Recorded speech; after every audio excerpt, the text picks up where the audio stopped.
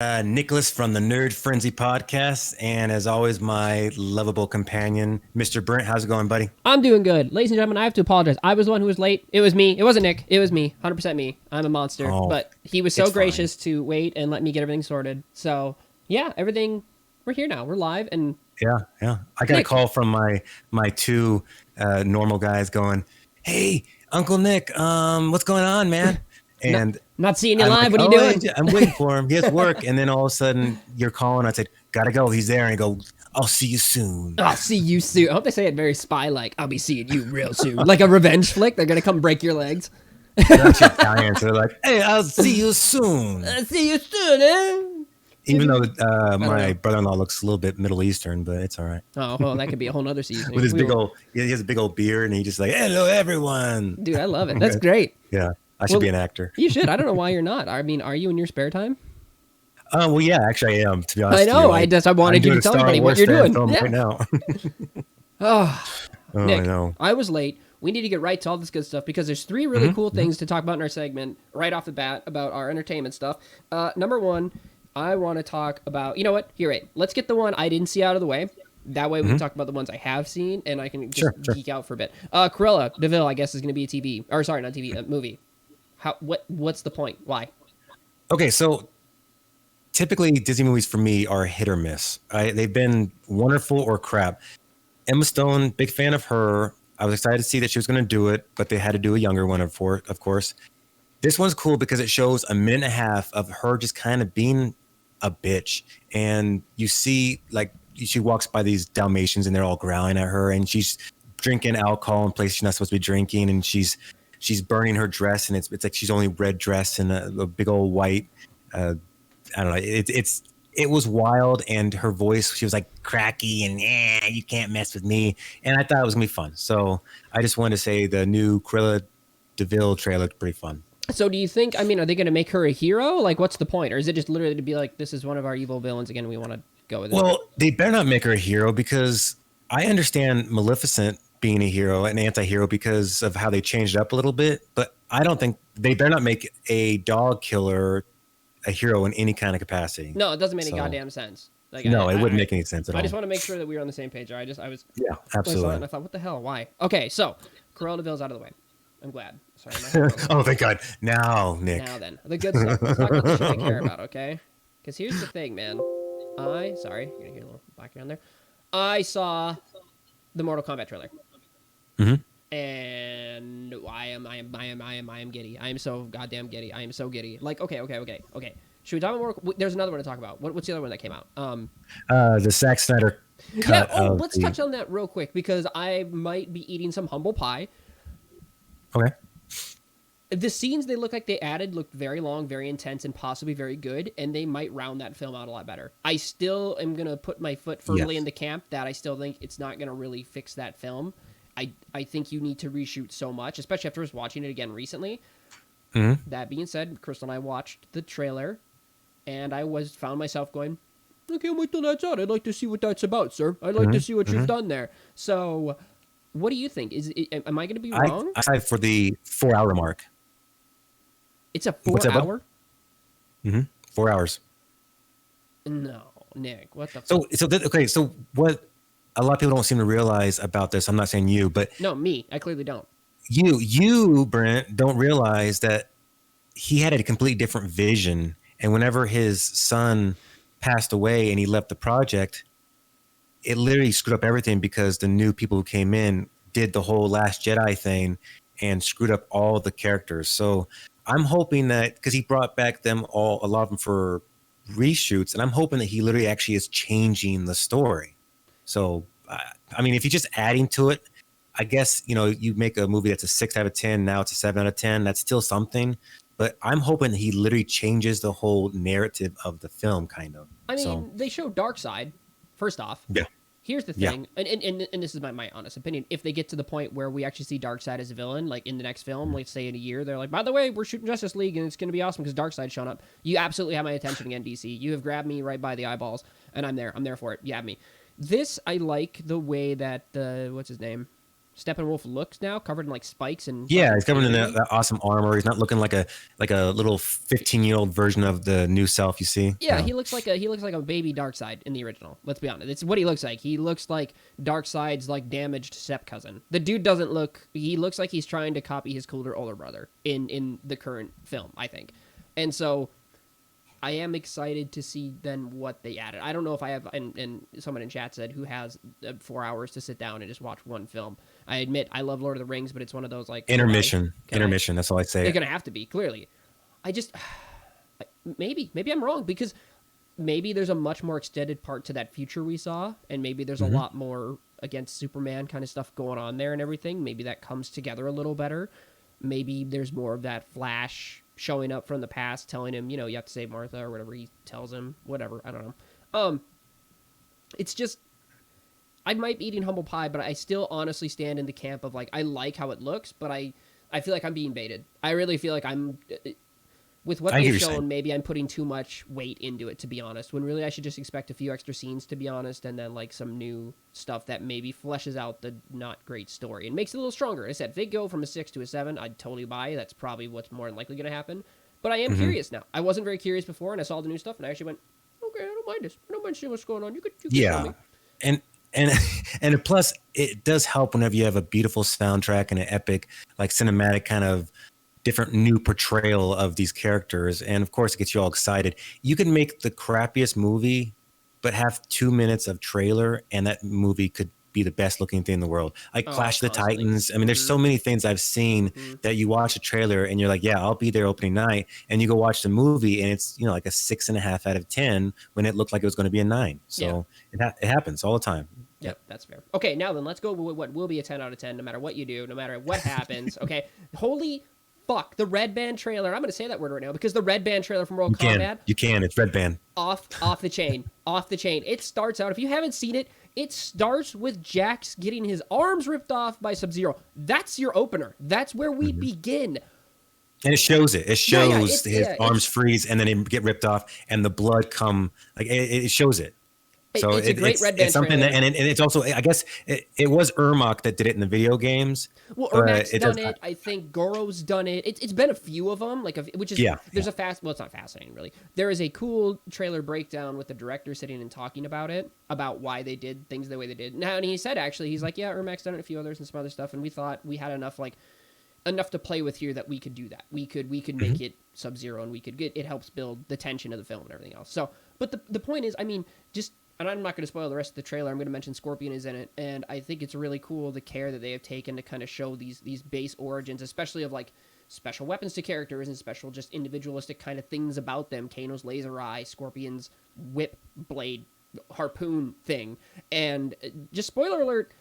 If you're not of age to watch a rated R movie, this trailer also you may not be of age for because it does not hold back. It is definitely, they said, hey, this is a brutal, violent cinematic experience. The games have always been brutal and violent and cinematic, so we're gonna just knuckle down on that. And dude, do they ever! When that dude catches that blade right into the forehead, and I mean, you see the just like gunshot of blood spray out. Yeah, you see blood and a little bit of brain and everything fall out of him. The viscera, I think, is a good terminology. It doesn't hold back, and but it has me so excited because again, I don't think.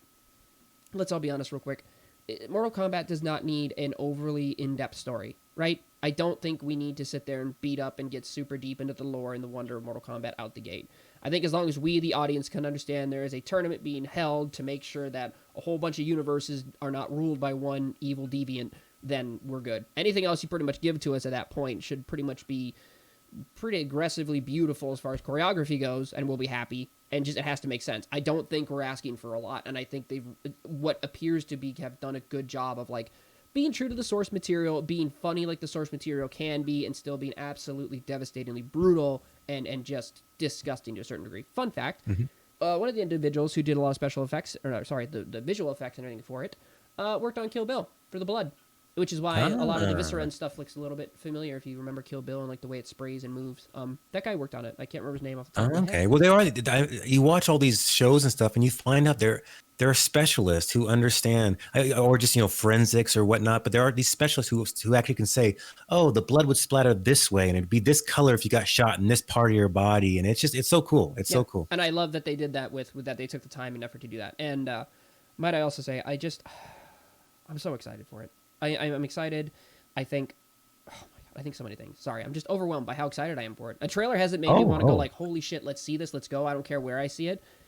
Till this has been one of the first in a long time. Oh, another fun note why I think this has a really good chance. If you haven't seen it, everybody should go watch The Raid, and it's actually technically called The Raid 3. Redemption is the full technical name. However, if you go watch it, there is a individual in there who plays he's a captain of the squad that goes and does this raid on this building, and he is fantastic. I think he's like a judo master. Technically, he's like judo is his background. But the point is, the dude has done really, really great choreographed things. He's been in several things. He's done a great job. And he's in it, which automatically gives me hope. And then the guy who plays Scorpion has been in several great martial arts films. And on top of that, he's actually a pretty good Japanese actor from just in Japan. Last Samurai was the one I can always remember. Yes, that's where he's from. So he was one of the right-hand men. Yeah, he was one of the right-hand samurai that was there. And I remember he was the one that was kind of like all the beaten up Tom Cruise's character the whole time. And then by the end, they were brothers standing next to each other. Yep. And I thought, I don't know who this actor is, but I'll be watching him. And then Sunshine, he was in a Danny Boyle movie, which any Danny Boyle movie I'll go watch. But yeah. So excellent. And again, everybody else in there has been in some stuff here and there. No one else really stands out. However, those two individuals I think do fantastic work. Actually, they consulted the individual playing Scorpion on what the armor should look like, and actually they went and did like a cool, instead of doing the very ninja background, they went for a very samurai feel, because they felt that was more appropriate, and he agreed and consulted with that whole historical reference to the armor. It needs to be that way too, man, because it needs to start off, first of all, there is a story behind Sub-Zero and Scorpion, and Scorpion's clan and his family were all brutally murdered by Sub-Zero's clan, and so this whole thing was about revenge. What's that? Sorry, they're called the Lin Kuei. And the Lin Kuei, sorry, Lin Kuei, and so they kill them all, and I believe Scorpion dies too, right? Yes, but he does some kind of curse or whatnot, and he becomes a specter. He dies and goes to NetherRealm, and then he's resurrected by Quan Chi to go after and fight in the tournament and kill Sub-Zero. But there's a whole bunch of like possible it's actually Quan Chi, because technically in one of them Quan Chi was Sub-Zero who went and did that, and he baited the Lin Kuei. And it's a whole. Yep. There is a deep lore which you can totally dive into and get into it. But really, the point is, and I think what's important is, number one, it feels like there is a fair portion of that film that will be resolved in that process, which I think is good. There's actually, you should check out if you haven't, there's an animated Mortal Kombat movie that just did a reboot. It's excellent. It's excellent. And I think if they literally stick with that would be great. I think if you stuck with that storyline, you couldn't go wrong, personally, in my opinion. I thought Warner Brothers did a great job. I thought it was simple, and I thought it was elegant, and I thought it had a nice little couple twists in there that were really, really cool with Liu Kang. And it starts off so strong too. It just shows like the discipline of the what's his Hanzo's his name, the discipline that he's under his tutorage that he is providing for his family, and then you see all of his kids and everyone get killed in front of him, and it was hard to watch. I remember just like, Jesus, would it be considered an anime, by the way? I would say, well, it's Warner Brothers, right? I mean, like Warner Brothers does it's a US thing, but it's like anime stylish. I would say with the violence and everything it tackles, you could definitely tuck it into that. But it's like the DC anime movies. Just someone turned off the kid filter, they put that shit at R, and they said let's party. And you should definitely. Sorry, just touching on that, I think it's really cool that the director, when you listen to him talk about it, is really invested in displaying these kind of special sides that I think there's a lot going on in that universe, but I think that is one spot. I think everybody picked Sub-Zero or Scorpion back in the day. Like back in the day, you had a natural reaction. Dude, Scorpion, till the end, baby. And it's funny because even Ed Boon, the creator of it, he always says, no, Scorpion. And there's some kind of, I don't know what it is, but ice and fire, but there's some kind of thing. People always flock to those characters. Yeah, and you float between it. So if you haven't seen the trailer, I really suggest going and seeing it, because it's absolutely... It is absolutely stunning. And actually, Tayson is correct. When Sub-Zero gets killed and then he comes back as a new Cybot, and then his younger brother or something is Sub-Zero. I've been really into and his younger brother was the good one who tried to he reclaimed the Lin Kuei and made him a good clan. Yeah, again, and Sub-Zero or Scorpion goes and hunts him down, but then he finds out it wasn't him who killed his family because it's a different one. It was the new Cybot one, and then they're cool and stuff. It becomes a whole thing and become friends. If you haven't played it, Mortal Kombat 11 is actually jam-packed full of really good resolution for that whole storyline. And there's a lot of really cool. It's fun. It's fun. It's a lot of stuff going on, like with the evil Liu Kang and evil. Oh yeah, I forgot. Yeah, it's a lot of fun, but And I've been playing these games literally since actually no, the second one. I played the second one first. The first one we played in the arcade, and the second one came out for Genesis. And I dared not buy it for Super Nintendo because they didn't show all the good stuff that Genesis showed. Oh yeah, dude. Me and my brothers have been invested. Me and Aaron were the exact opposite. Aaron loves Sub-Zero, and I was a Scorpion until the day I die. Still rep the old Scorpion clan. Just it's just fascinating. Like I said, I kept hearing about this film and I wasn't very excited because I was trying to temper myself because I was like, okay, whatever, it's Mortal Kombat. We haven't had a good film since 1990. Well, and I will say, bud, I like the original 95 version. I hate the 97 version. I like the original, the Mortal Kombat, the original film holds up to the best of its degree with cloth costumes and stuff. But like the Scorpion and Johnny Cage fight is amazing, and watching the Sub-Zero and Liu Kang fight is fun. The Shang Tsung and Liu Kang is fun. It's the Goro and Johnny Cage. Yeah, the whole thing was fun, despite how like goofy it was. The one after that, the whatever it was, Aftermath and all that stuff. Just don't look at them because they're very poorly shot. They're very, very, very, very poorly done. But this different actors for a lot of the people too. Oh yeah, different actors, different everything, dude. It was like. It was gross. It was just not fun. It was something that you and I could probably do now with just give me an iPhone camera and we could dress up. We'll knock this out. We'll knock it right out of the park because it's that bad. It was that bad. Yeah, we can actually do better. Absolutely. Technically, I would believe in us personally. I believe in us. I think you have. Well, I at least understand the idea of trying to. Character development has always been something that I would strive, and I'd watch it and go, oh, okay, all these characters are throwaway characters that they do a jump kick and then hey, it's me, Baraka. Oh, guess what? It's me, Melina. Okay, cool, guys. And this new movie's probably gonna do that too. It's gonna just advertise a whole bunch of characters. But like you said, and I think to some degree, Brent, I'm sure you agree with me that you can technically turn anything into a beautiful Shawshank Redemption. Oh, yeah. But Mortal Kombat, I mean, if you don't turn into Shawshank Redemption, that's fine because it is one of those kind of, fun little corny things. But I think that it would make a perfect series. I think what they're doing with the Marvel universe, they should do it with that. Yeah. And I get the violence, but at the same time, like look at like HBO and what you can see. HBO, The Last of Us is coming soon. I mean, we're fine. Who's gonna be Ellie? Come on, what a pick! What a brilliant pick! If you guys haven't seen it, the gal who plays the Bear Girl in Game of Thrones, Bear Island, the leader, the queen, whatever you want to call her. She's and Milda, she plays a cute little voice in Milda, that little cartoon that I really like. And she, anyway, check that out too while you're at it, because that's fascinating. She was great when she jumps at that big old giant, the evil giant, and just kind of like she kills him. She dies too, but she kills him. And I'm thinking, this 9-year-old girl, she's a badass bitch. Dude, yeah, this Bear Island don't fuck around. They bring heavy hitters, and she just proves it again. Those motherfuckers stand tall. They're great. Yeah.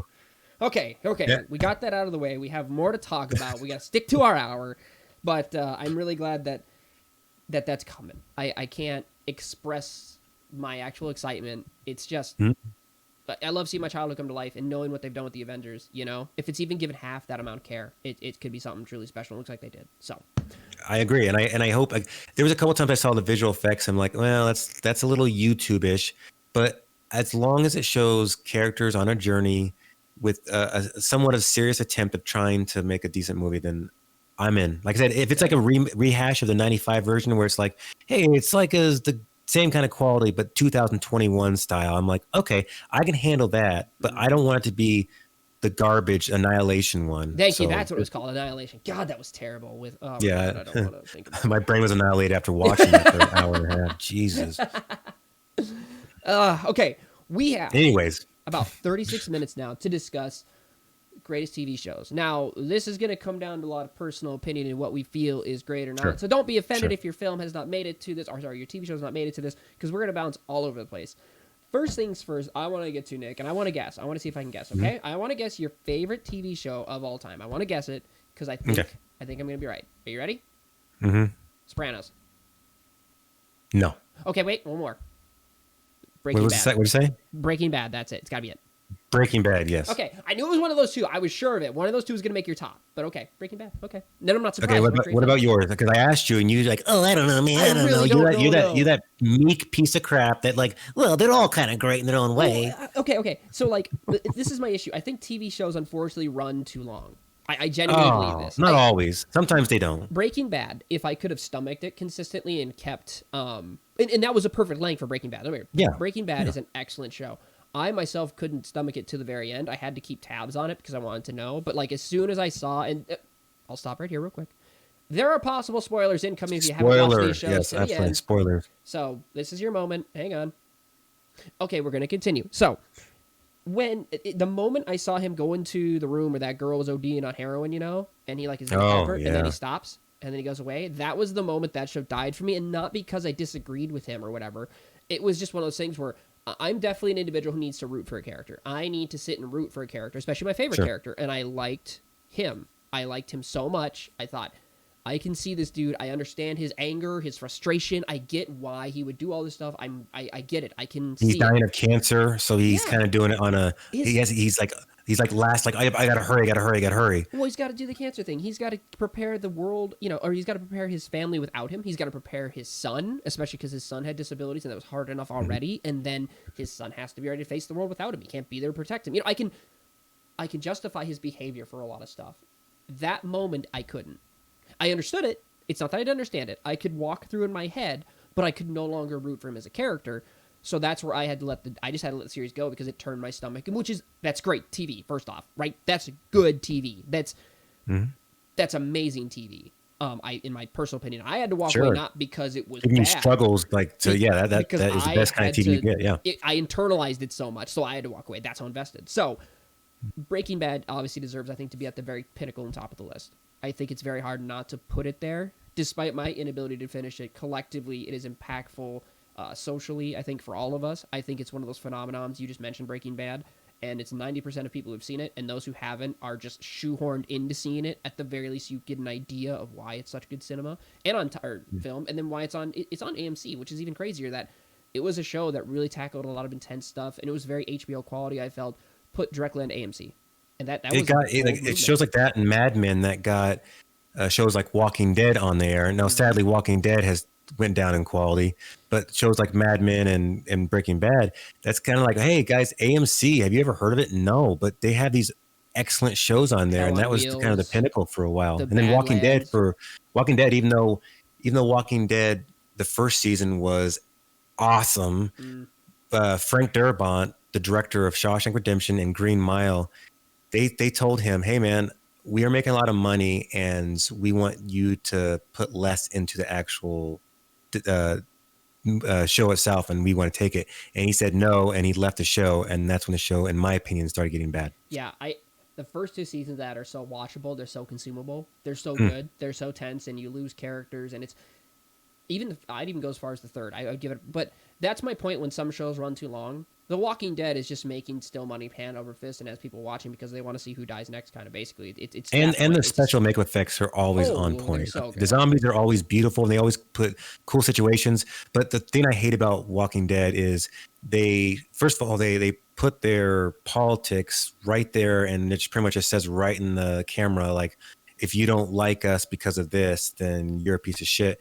And then I don't like how all the characters are stupid, where they're all getting in an argument and they don't hear the zombie walking towards them for the next 30 minutes. And then one gets bit. Like, where'd you come from? I'm like, yeah, where did you come from? Yeah, it's very cyclical, I think, which is annoying. It's one of those things where you constantly watch people make consistently roughly the same mistakes. And it's like, and I'm with you. I get frustrated. I get done with that. So I think The Walking Dead is a good mention. Yes. As far as like TV you can consume, certainly. And again, if you like it, great, because it still has a production and a quality to it that's still very, I think, high caliber, considering a lot of stuff on TV before it. So I think that's totally fair. I just think collectively that show may have gone on a little too long, I think. Sure. And I agree with that. And and something like, for example, Friends, even though I'm not a big fan of sitcoms, Friends probably should have stopped after season 5 or 6. And then you could tell, because they started doing ridiculous things like having Joey date what's her not Rachel, dating Rachel and stuff like that, or they all go to Paris, and that's what usually shows do. They amp up craziness, and then you're like, oh, that means their ratings are dropping. So then their ratings go way up for a few episodes, and then they realize, oh, this is just empty stuff, and then the ratings plummet, and then they have to stop the next season. So yeah, there's nothing wrong with telling a cohesive story, I think. And I get sitcoms are a little different, but I'm with you. There's a certain degree where you can say, okay, we can call it. Like, and there's nothing wrong with that. I get you're making money hand over fist, and I get why shows go on. Again, you don't have to sit there and yell at the internet. I track why. But I think there is an argument to be made for shows need to stop when they need to stop because the story is finished. I think Hell on Wheels went a little too long. It's one of my favorites, Hell on Wheels. I've watched the first two just because I'm a big fan of westerns, but I feel like they like the first season, maybe the second season, they were kind of had this really awesome idea, and then they achieved it, and then it's just like what now? Yeah, And it did the I would say it feels like I would say like when Walking Dead started to lose its way because of character introduction and character loss, but then characters are back and that kind of weird roundabout thing. They do that towards the end, and it feels like characters get sucked back into things they actually escaped and finally got away from, and it didn't feel really good story wise. It didn't feel like it was told really well. I think they could have taken first, second, third season and then took the last season and put it in there and called it good. But again, they were making people loved it. You know, people were watching it and it just went on, and that's fine. It's just, but that's one of them that it suffers the same thing, and that's why I have such trouble saying, "Ooh, this this TV show is really one of my favorites," because there's very few that I feel like actually hit a perfect note for me. I would say stuff like True Detective is really well, and it does really well for me because it tells a complete story in a season and starts a new one next. Despite the fact that sometimes I'm like, "Oh, I'd like to see more of those guys, please. I want to see more Matthew McConaughey doing this because he's really, really good." You know, I want more of that, but collectively, if I'm going to be honest, it's good they ended it where they did because then I don't feel like strung along to a certain degree. And that was Matthew McConaughey's year too. Jeez, he was throwing out blockbusters and Emmys just all over the place. And but season 2 of that, I wasn't a fan. It's like they tried to copy the first feel, like, and then so Rachel McAdams and Vince Vaughn, they all had kind of the same grittiness and all of like I had a past that makes me kind of an asshole, and I liked it, but it just didn't really get anywhere. Luckily, season 3 kind of picked it back up again. But and that's kind of where I'm at. The other thing I think it's fun to mention here, and I want to hear what you think. One of my favorite shows, just so you know, I think probably my favorite show I could probably sit down and watch the whole thing again was Punisher. I think Crystal and I talked, and she likes Daredevil more, and I'm not surprised by that. I like Daredevil more, but my wife likes Punisher more. And that's because I think it just comes down to a personal preference on like what you're expecting and what you desire. I think for me, I love the rawness of John Barathol, and I love the rawness of the Punisher as a character, especially what he brings to the table. And I like watching a non-superpowered man just, Captain Kirk get his ass beat left, right, up, and down center stage, and yet that motherfucker just keeps trucking. He keeps one foot in front of the other, and he keeps going. And I'm always like, I'm a fan of that journey. And not that Daredevil doesn't do it, but Daredevil has its ups and downs while I feel like Punisher to me was pretty consistently, he had his head just bowed the whole time, pushing through pretty consistently. And again, the introduction of him even in season 2, right, of Daredevil, I could watch that season over and over again. Not just for Daredevil was very, very good. The introduction of Punisher was very good. That whole story ended so well that the collective of it was, that might be my current, what I pit WandaVision against, because I thought Daredevil 1 and 2 we couldn't stop consuming them. We couldn't. It was just great. You put it on and I was just attached. So those might be two of my very, very favorite, because I think they hit a good sweet spot of never being too much for me emotionally and never too little where I was bored. They hit a really good spot for me. The first season of Punisher, even though I like Daredevil more, the first season of Punisher showing that troubled veteran that was not coping with being in the real world, and he was, his dad was trying to help him. He was putting the gun to his head a lot, and that whole thing was done so well, and especially for a TV show of something like, it's a superhero show. I remember seeing like, this is kind of like elongated PTSD. It just acting. The kid was like just hurt the whole time, and then he finally ended up becoming the villain because of all the pain he was going through. And I remember talking to my dad about it and just going like, this is real. This hurts my heart. It was hard. And it's a good story inside a story. And that's great. That's what makes good TV. I think series gives you so much more opportunity to invest in those small pocket stories and really flush them out. And as you've seen, Punisher is a really good example of like, they didn't need to go over the top and go crazy. They just had to show a consistent theme with this individual and watch him struggle to get out, but never being able to rise above it, never being able to overcome his demons. And that's a good pocket story and a good reflection, not only of him, but obviously like the Punisher, right? That could be that individual at any point if he were to just succumb, if he were to give up, into that despair and lose purpose, which I think is a fascinating little kind of note and nod in that direction. And that's good TV. We got these... In all good TV, Sopranos is really another great one where you watch Tony just have to deal with life. Not just the fact that he's like a straight mobster and they do bad shit to people. not that only, but he had to deal with his marriage. He had to deal with his kids. He Yes. had to deal with his His entire vulnerabilities, family. his panic attacks that he's having throughout all the show. Mm-hmm. Yeah. The therapist And is a really great, by the way. More shows should do that. More shows should have a therapist if they really want us to invest in a character that is a bad guy.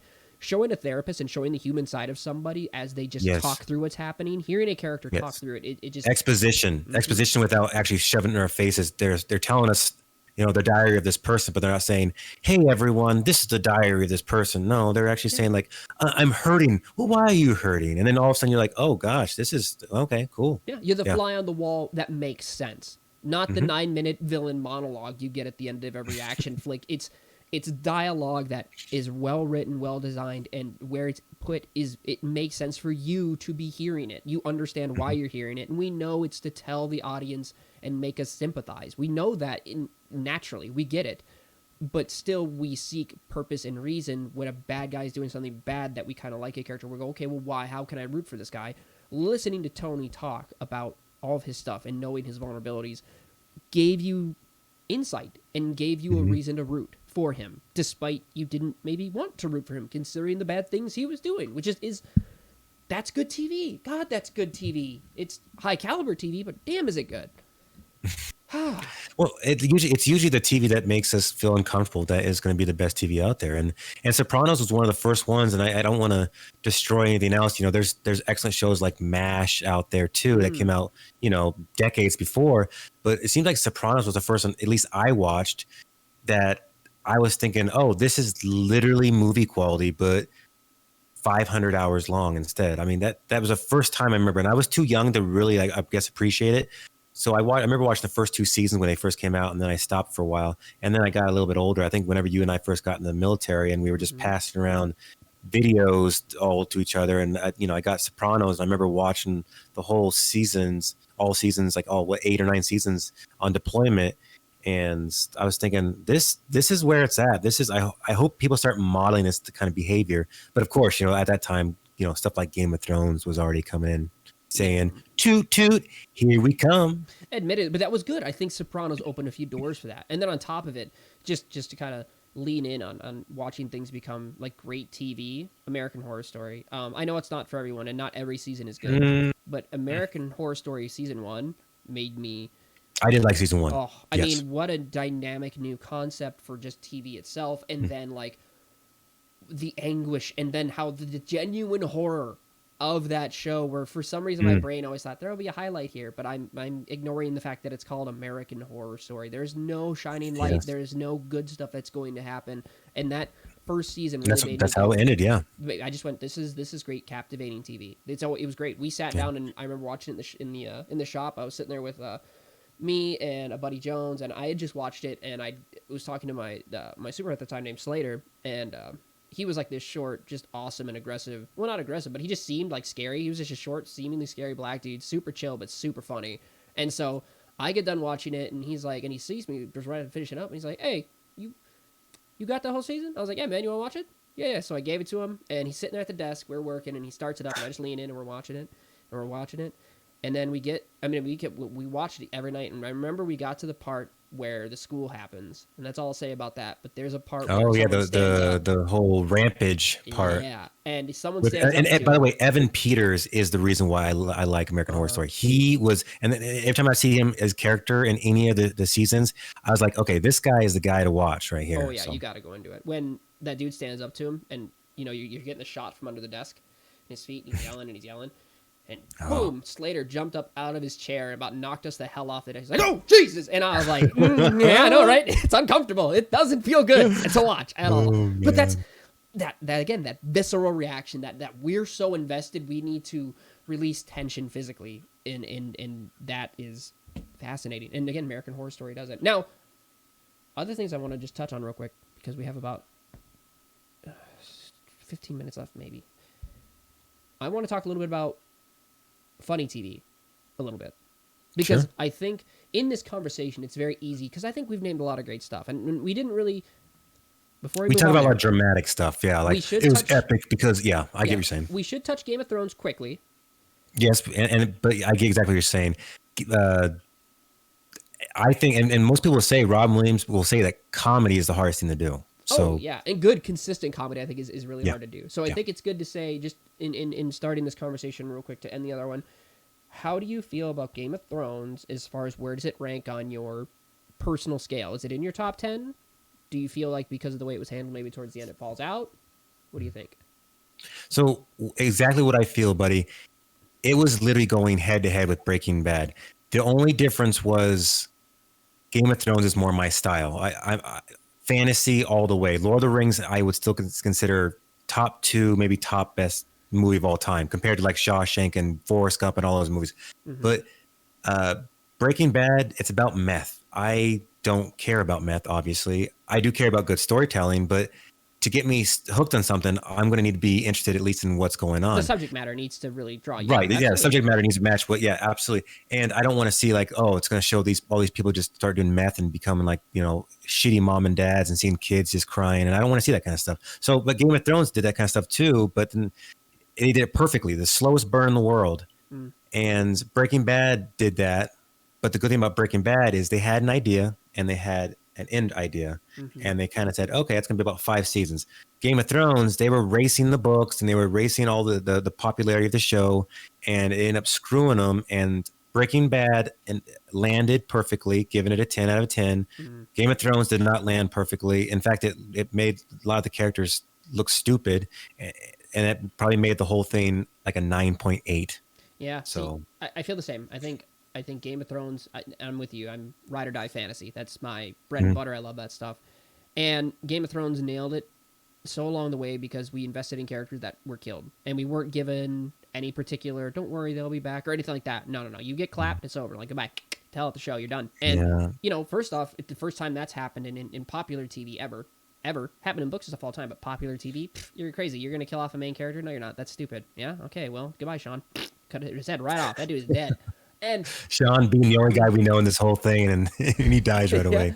and but that's where they started so well, is that they really stayed true to that source material of saying, he said, this is how I'm writing my books and you have to stick to it. That's what if we're gonna do this, we're going in on together. And he didn't give a shit. He wrote his books. What was his name? Help me, author. George R. R. Martin. George R. R. He said Martin just wrote his books, did it how he wanted to, and they just had to deal with it on set until the very end, where his books weren't ready. He was not done. He wasn't there.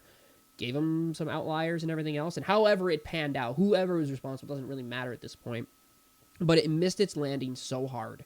It missed it so because when we get that battle in the north, the very end, the walkers, everything goes sideways. It's absolutely insane. Oh, you mean where we don't see anything? Yeah. Well, I mean, yeah, at the start, but I like that. The horror of that to me was so good.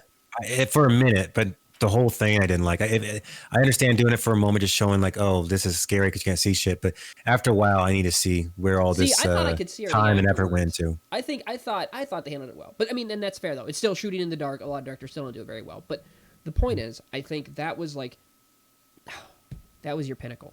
You couldn't get better. Yep. The surprises we got, the people that died, everything that happened in there had value. Then when you pushed the show beyond that, we suddenly lost value. Like I said, characters stopped making sense. Ideas, things just suddenly got twisted. You could roundabout way grab at where they were going, but it never felt solidified. So to me, that lands at that 8.75 range. I'm like, yeah, it's really, really, really good, but you stumble so aggressively in the last 2 seasons that I just want to stop watching because I don't care. Because the second last season, it did the same thing, but it was okay because you knew there was more. And so it was kind of like refreshing almost because like, oh, cool. This would have taken them 4 seasons to get from this part to this part. Now it only took them half an episode. But then you start realizing, oh, that's the reason why I liked it in the first place. Mm-hmm. So that's not good. Yeah. We lose a lot of exposition that can explain like Daenerys' ape shittiness. I get it. You can breadcrumb me to that point. I track. I do. But it's a bad breadcrumb trail. It's stupid. It's very poorly strung together. So I don't like it. And I think that's fair. I don't think anybody did. But Game of Thrones, ladies and gentlemen, at least here we are. We're mentioning it just for everybody out there. We tried Game of Thrones. It's out there. It's probably really it's good, but they just fuck themselves so hard. It's just pointless to dive on. Okay. Into comedy, into funny stuff. What do you have on your list?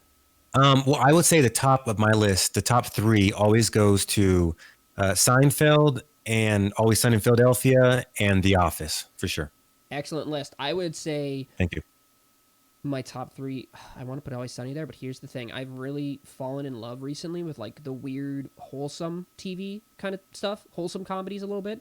Bob's Wholesome Burgers. okay. Bob's Burgers sits at You the. consider that a wholesome comedy? If I you consider it like a it's like a Simpsons kind of comedy. no, it's so cute. Like they're trying Well, to it's cute, but it's I raise don't their know about kids. wholesome. Oh no, it's wholesome. They're trying to raise their kids. The kids make like the better decision, and they're not doing anything as extreme as Bart or anybody else was. They're just doing normal kind of silly kid shit. No, the mom and dad, they're not stupid schmucks like the dad always is in like a, American Dad or whatnot. They're actually good parents who try their best, who Yeah. are poor, and they do everything they can for their family.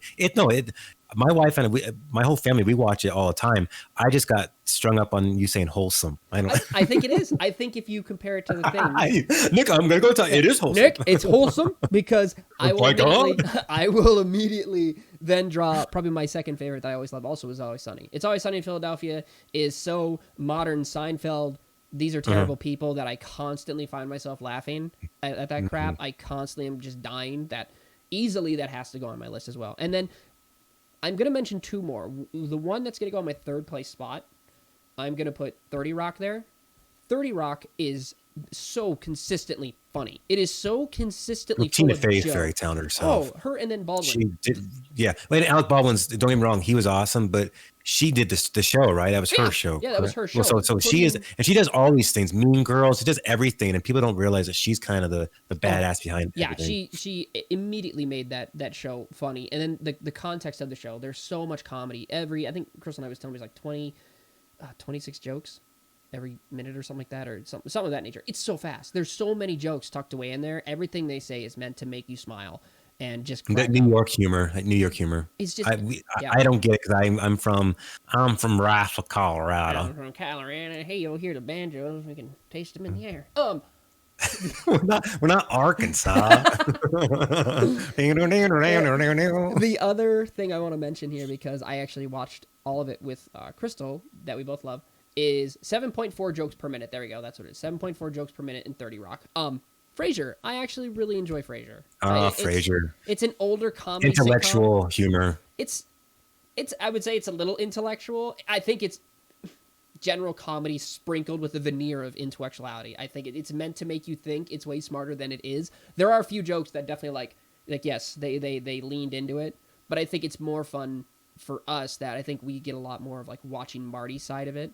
When we are the Marty kind of and we hang out, but we listen to them talk and we're like, I know what you're saying. You're just using 10 more words than you need to say it. This is dumb. And I like that. I liked Frasier a lot. So their problems are our problems. Just they were a little more sophisticated, but they were underneath that sophistication. They were definitely still our problems. Yeah, exactly. Absolutely. Yep. So I think Frasier is another one. I think just deserves a really honorable mention for being funny and being fun to watch. And where it comes from too, the fact that it comes from a side character from Cheers, which Cheers in itself was a great show too, but you think let's have a little side character kind of come in there, have a beer, and kind of be like the guy that's like not really like this is not really not his one of scene, the guys, but it works. Yeah, exactly. He gets in, like you said. Yeah, that's a good way to put it. He shows up, hangs out, has his beer, and you always feel like the disconnect he's in there.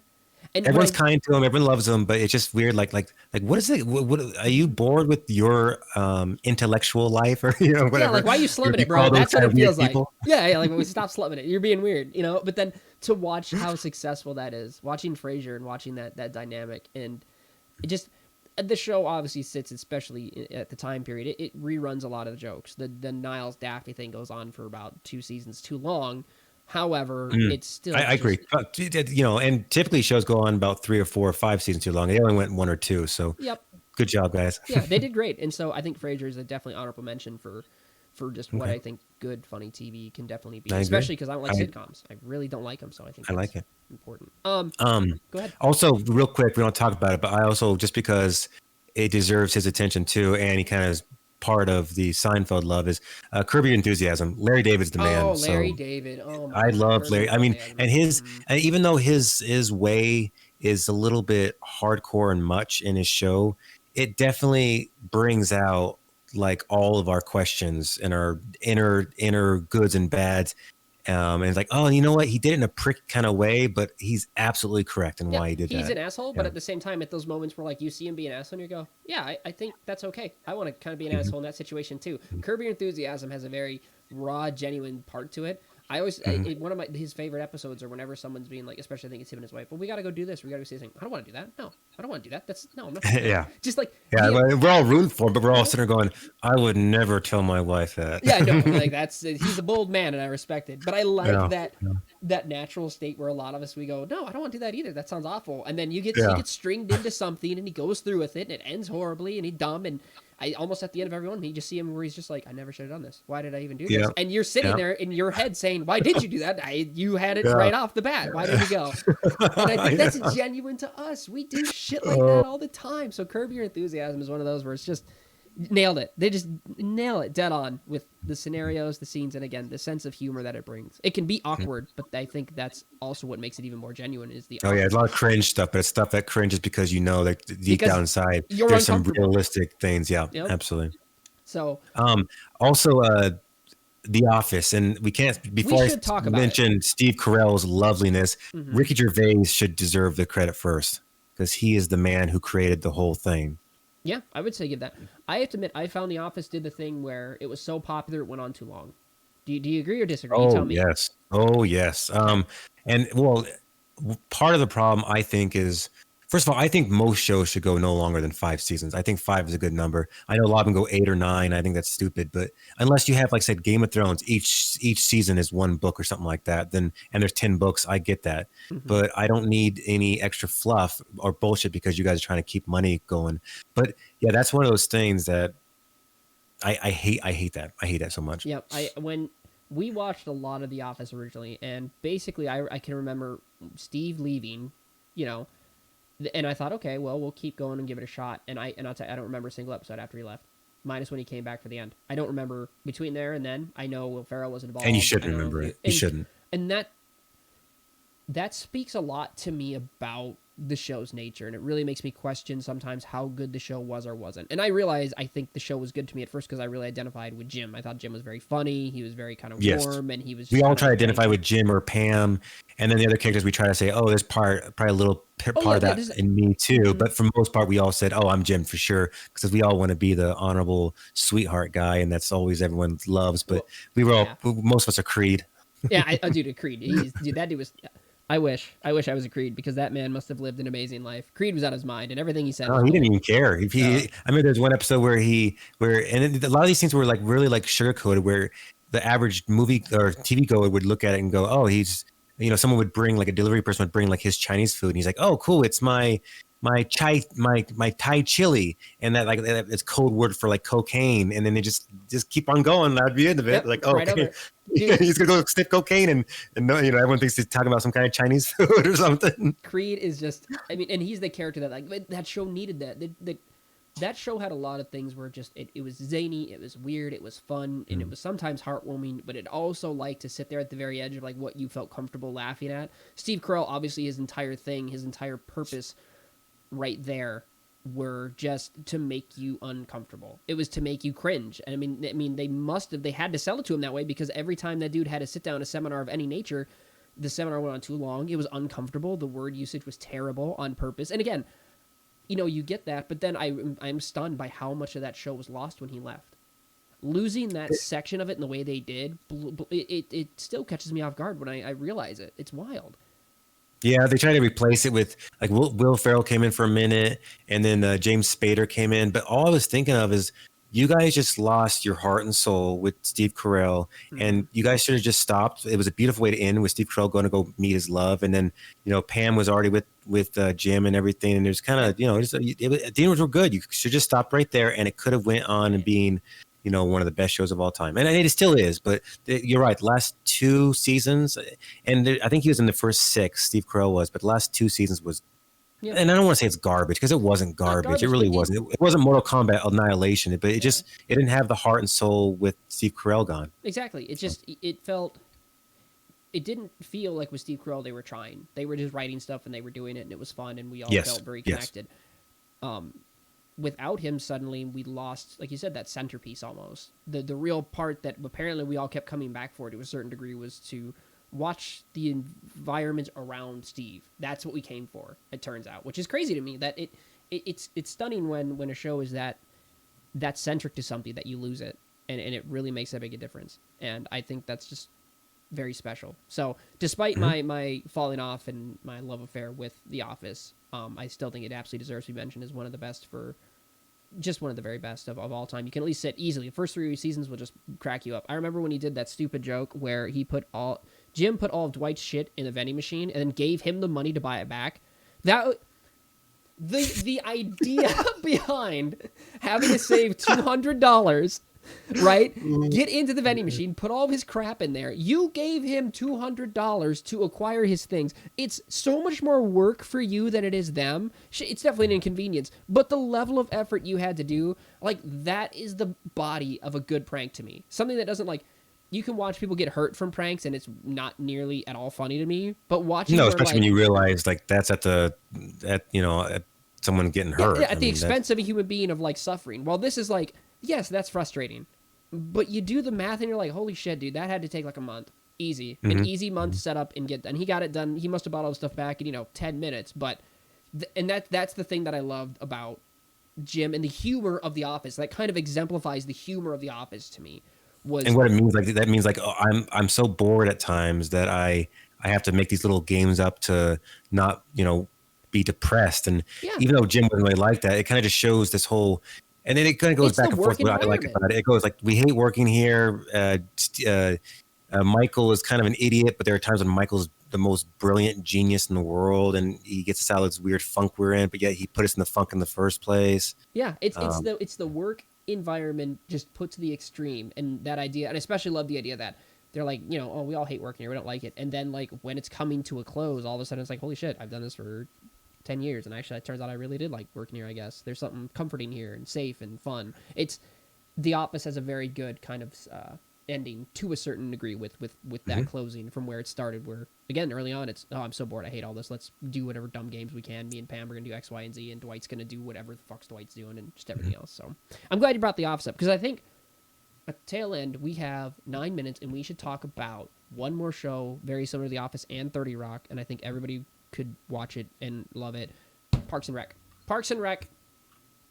That show, it also falls off a little bit. I think the end is rushed. Yeah, I was gonna say it does the same thing Office did. It started off strong, and then like season 6 and 7 was kind of like, guys, you're like doing that whole thing where you like, she's almost like she's the, what was she, the governor or something, the she was mayor the Senate, or something, I think, or senator, Congress. But senator. And I was like, this is, I mean, and I get that that's kind of what she was aiming for, but they're doing that thing where they always do, where like, hey, we're running out of ratings, so let's go ahead and do something big and crazy. And I think, it starts off strong, very strong. I loved it.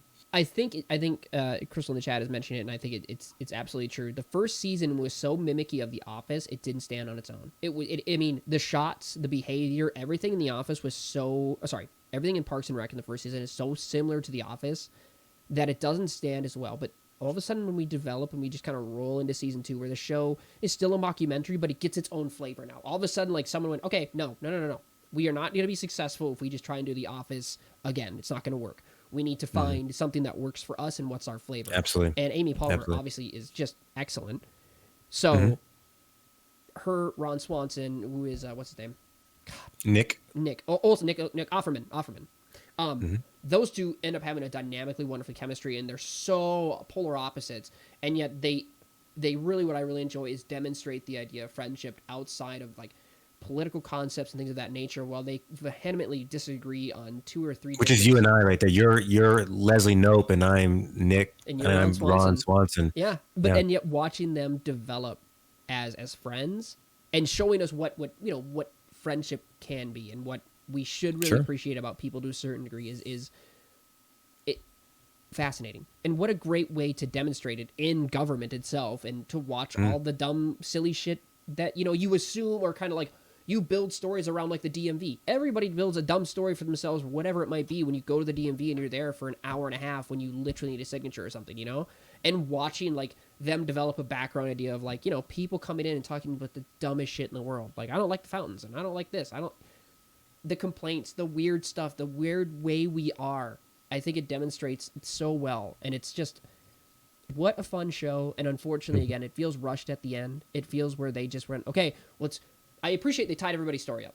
I appreciate that they stuck true to the characters. Watching Tom fail to then become successful off writing about his failures was as Tom as it gets. I thought that was so brilliant for that character. I thought that was dead on. Watching Yes. Leslie fight for her place in Congress and in history, kind of in government. That was annoying though. That part, because all I saw when I saw that, my friend, and sorry to interrupt, but I No, just you're remember good. thinking that stupid wiener of a man with the curly hair that was just constantly just trying to belittle her, and then everyone else that was Oh, there, you mean Jam? Jam. bunch of chauvinist pigs there. And I Yeah. remember thinking to myself, watching this, going, and of course there's a real thing called chauvinist pigs, but I was thinking like, what form of government would allow this kind of bullshit to be going on in this obvious capacity? Like they were completely like calling her out because she's a woman and stuff. And like I said, I get that happens in real life, but it was just weird how she was just doing this weird fight back to something that was so stupid and trivial. I was like, But well, if that's you're gonna, local yeah, you know what I'm government. saying? Yeah. Oh, totally. I get it. But I think I think, despite the extremism of it, it's local government to a certain degree. I mean, Mm. read up on any of your local races and stuff, and Oh, I know. it's You and I some have of the been talking most about that. Yeah, vehement. there's a lot of Yeah, bullshit going on in politics. Yeah. it's just kind of dumb and it's insane to a certain degree. I mean, God, you could even see it just on a national level for that sake if you know you're willing Mm. to look for it. It's not hard to find, and I think that's where that show also shines a little bit is the fact that Leslie doesn't always take the high ground, but it's a nice thing to remind us morally when they all come back around and everything else that there is a certain satisfaction in still doing the right thing despite that someone else is getting away doing the wrong thing. You know what I'm saying? Mm. It's I do irritating. understand. Oh, I hate Yeah. Jam. I would have punched him in the mouth. Like me, oh my God, if anybody had ever talked to like Crystal like that, I would have thrown hands. I would have been like, okay, I guess we're fighting because that's just how this goes. Yeah, there are so many characters meant to definitely like just push your buttons, just to really get in there and just irritate you. But also at the same time, I think it's good because your frustration is definitely mimicked by Leslie. She wants to show and she always wants to demonstrate the right thing and the power Yeah. in politics, the I power of like women, that, the Brent. power I like that. of you know the individual. And so she goes after it. And despite us watching her not all the times fail, but at least watching her hardships irritates us. But I do think it's a great reminder that she is like us and we don't stand for it. When you have a natural stomach turning moment with Jam, it's good to know that, you know, collectively across the US most of us will be like, hey, we're not going to vote for that piece of shit. But it's also that you know, that showing point of like, there's definitely people like that in government. We know people like that who run states right now that are like that. They're just bad people kind of, and yet they're there. And it's just, I think that show Yeah. is its humor is great. The cast is fantastic. And I love that they became their own thing. That they really were leaning in on that And idea. yeah, and you they mentioned stayed that perfectly true. when you said that too, because the first season of me, I remember watching the first season at your house, and I liked it. Don't get me wrong, Mm-hmm. but I thought first of all that one character that they had, the guy from the first season that was kind of a thing with Leslie, I thought he was kind of a pig himself, and I thought they were pretty much just trying to do the whole Office thing, Mm-hmm. and then they started bringing in Adam Scott and what's the handsome guy's name? That really handsome guy that hasn't Oh, aged big. Chris Traeger. Chris Traeger. Yeah, I know what you're talking about. I can't remember the Yeah, actor's name, Chris. but Yeah, yeah, Chris. But yeah, yeah, yeah. what's Him and what Ben. the I can't what's remember the that? actor's name. Him and Ben when they come in for the what is that guy's Yes, name? they're like the new bosses or whatnot. Rob Lowe, Rob Lowe. Rob Lowe. yeah, Yep, Mr. Rob Lowe. Handsome, I like to call him. Oh But yeah, he's no, gorgeous. when they start coming in there, even though the jokes kind of were, they had the same 5, 6 jokes they used. It warmed my heart when I would see like him walk in and say, "That is literally the most beautiful thing I've ever seen in my life." And I'm thinking, because The Office, that's one thing they did not do very well, is they didn't have that same, I guess, love for each other as Parks and Recs did. Yeah, Parks. It was more like a let's go hang out because we have to. Let's go to work, blah blah blah. Every once in a while, I'll give you a little, high five, but typically we're all just going to work and then going home. And then, but Parks and Rec was like, she made everyone like, hey, I don't care what you're doing, we're all hanging out, and it was beautiful. I liked what the whole concept of it was all about. Yeah, watching that show develop. Ann Perkins. Ann Perkins. Yeah, dude, come on. Like And Perkins, you always say that. Leslie's development between her and Ann. You and are the best literally the friend. most beautiful woman I've ever seen. Yeah, and Rob and her reaction, Chris and Ann's, thing that happens back and forth and finally to settle. All that stuff. I think the Parks and Rec does what The Office missed, and it's okay. The Office did show, and it was that idea of like The Office. You're going to work, you're dealing with the slog of work, and you're going home. Right? We're all fighting. Yeah, through different the narratives, so monotony, they deserve to be a little different. Well, yeah, but I think The Office does that, right? It says we're all fighting to get home. That we're all making it through the day. That's what we're all here to do, and yet we develop work things along the way. While Sure. I think Parks and Rec does a really great thing of saying, when you have a team that cares, a boss that cares, stuff like that, it does become so much more genuine to you. It becomes something more than just going to the office, despite the fact that you're doing work and you have confrontation, you have these other things.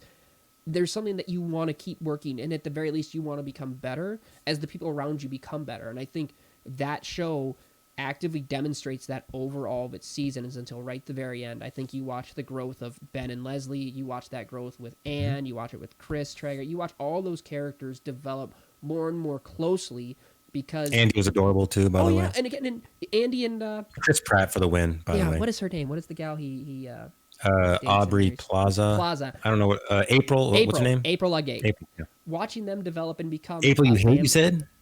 What's that? Oh, okay. I agree with you. I didn't know if you said that because I always thought April was kind of her bitterness and everything. Even though at times she was kind of cute. What's not? I thought that she was kind of just a drag for most of the time. But I think and she's supposed to be. She's supposed to be right. You know, but again, and I think the show does well is she has her moments of like reaching through the veil a little bit and saying, "Hey, I do care." Despite her Han Solo, like when she's like, "Oh, let me break out of this tough exterior for a second and do something honorable for you because I know it sucks and I hate this and whatever, guys. I care actually about you." Yeah, and I think that's the key again of that show is watching how we foster relationships in a work environment that become more than work. Despite that, people will move on from the jobs, and despite all the differences you're going to face, the idea that and I think maybe I just attached this a little more is because I feel like where I work right now, I have this. I feel like I have a very, very good team and a very great team of people that I get to work with that makes me care more, makes me want to perform better and be better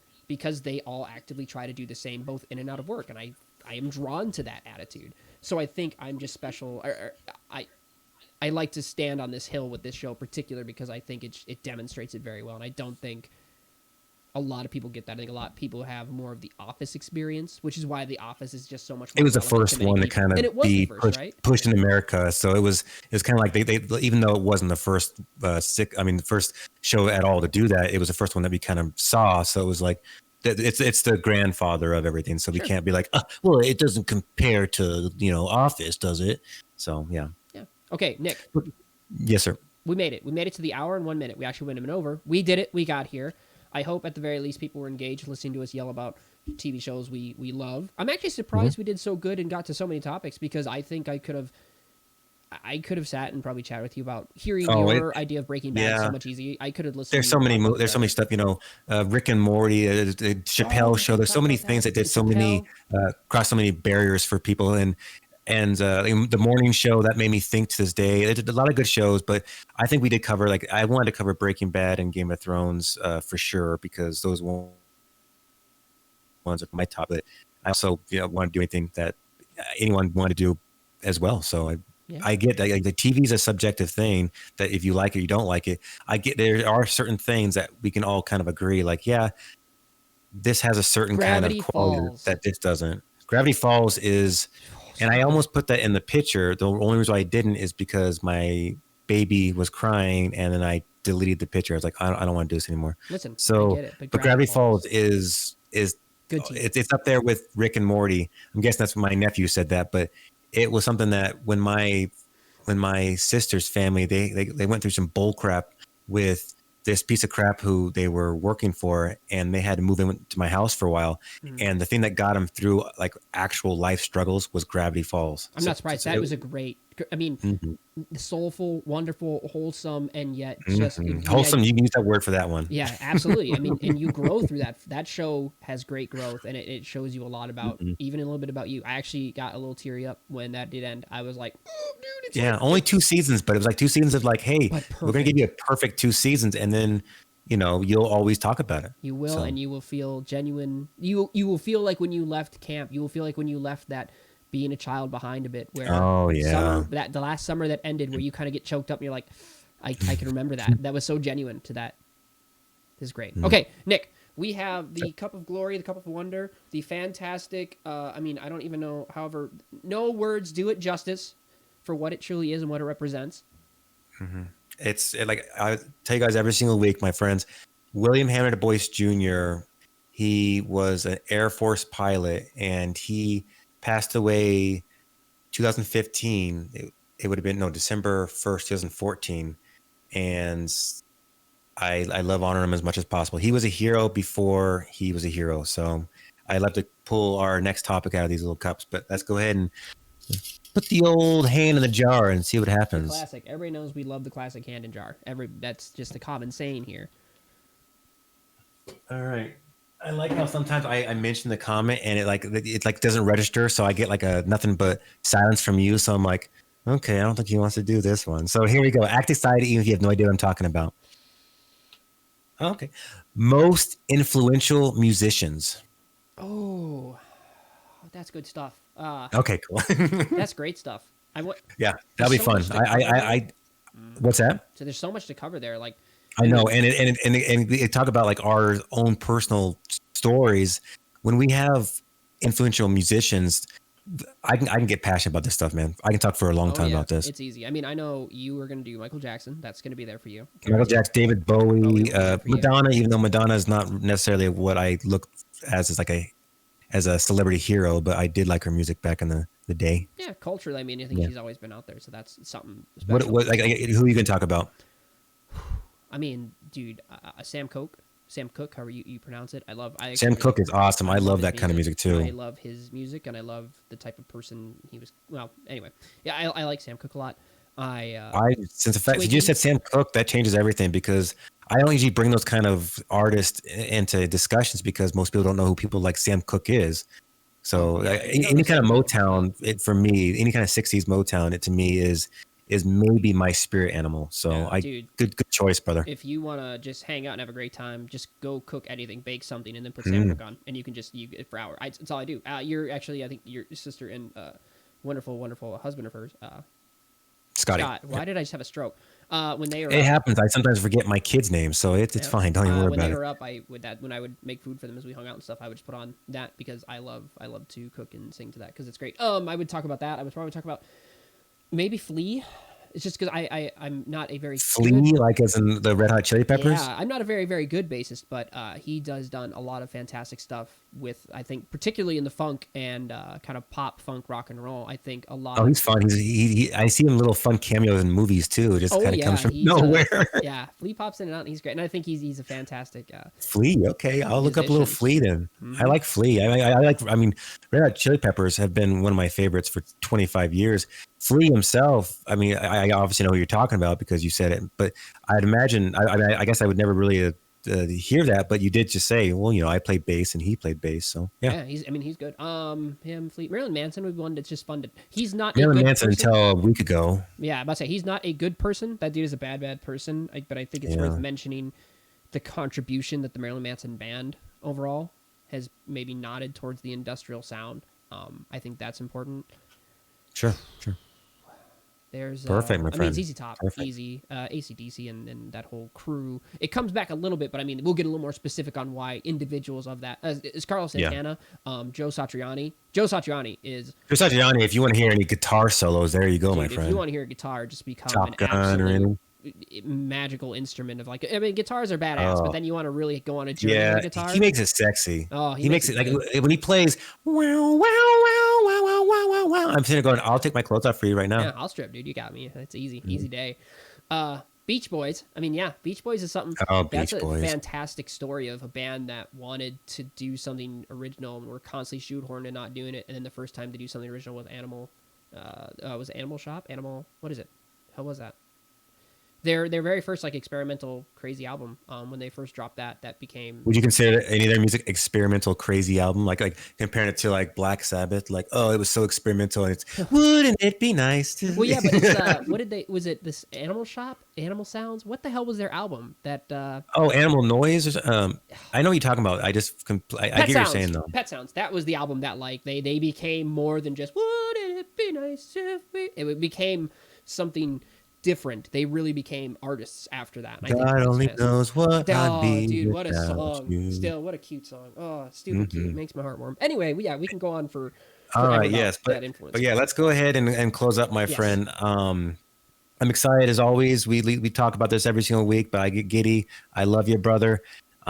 We get to do a lot more. I actually just got done filming my review for Mandalorian season 2, and Ooh. I know it Ooh. took me about 40 minutes to film, and then about 5 months to think about filming. So it was fun. It was I fun. am excited to hear it. I can't wait to see it. I can't. I Yes, mean, sir. Yes, sir. It'll probably be a few days, but I'll put this out first, and then I'll put that out a couple days after that, and we'll see how that goes. But yeah, guys, the Nerd Frenzy Podcast at Gmail or the Nerd Frenzy Podcast at our YouTube thing, and then Nerd Frenzy Podcast at Twitch. Yeah, so just check us out. It's any kind of comments, anything. I put all of your guys' topics in the Cup of Destiny. So yeah, please keep on doing that too. There we go. That's the name of it, the Cup of Destiny. That's The it. Cup of Destiny. We should have got there ages ago. I can't believe it took us this many, or it's the first time I've heard you say it. Nailed it. Yeah, the Cup of Destiny. Definitely, you guys reach out. Let us know what you want to share us just to bull crap about, because we love doing it. I think we've had some really good topics that have been suggested to us that we've spent a lot of good retro time looking back into and really getting. It's nice to really get to build our relationship up again and just listen to where our minds are, especially now as we're older, and just the ones that you guys recommend are fascinating, because to know that it wasn't plucked directly from mine or Nick's brain, but something external. I know, because I don't want to bore you guys, even though I don't care. Yeah, that boy, he's got it. He's got it good. But Nick, you got to get to your wonderful family. I got to call it a night. Everybody's got to get the hell out of here, go do other things. But as always, I love doing this with you. I love getting this time to sit with you, even though you can't fully see me staring so lovingly into the camera at you right now. I just need you to know that I love you very much. You can see me, you creepy little man. Isn't it great? It makes me happy. It's like I'm outside your window, breathing heavily, making passionate. Never mind. Anyway, yeah. Hey, Nick. Hey, come on in, buddy. But thank you for giving me the opportunity to sit here and talk with you, man. I love it so very, very much. Yeah. I love you, brother. I always have a good time talking with you. Can't wait till next week, as always. All right. We're out of here, guys. You have a wonderful night. Be safe. Love you guys. Later. Love you. Take care. Bye, guys. Bye. The Nerd Frenzy Podcast.